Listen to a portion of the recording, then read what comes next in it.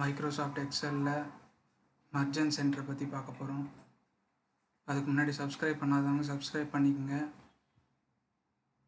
Like and share பண்ணுங்கள். For example இந்த டேட்டாவில் இப்போ இந்த நேம் ரேஞ்ச் செலக்ட் பண்ணிவிட்டு Alt+A+SS சார்ட் அந்த செலெக்ஷன் சார்ட் அப்படின்னு கொடுத்தோம்னா error all the merge cells need to be the same size. இப்போது இந்த மர்ஜ் அண்ட் சென்டரை ரிமூவ் பண்ணிடலாம். ரிமூவ் பண்ணிவிட்டு அலைன்மெண்ட்டோட குரூப் ஐக்கனில் போயிட்டு ஹரிசாண்டலில் ஜென்ரல் இருக்கும், அது சென்டர் அக்ராஸ் செலெக்ஷன் செலக்ட் பண்ணிவிட்டு ஓகே கொடுத்துட்டு இப்போது Alt+A+SS சார்ட் ஆகும்.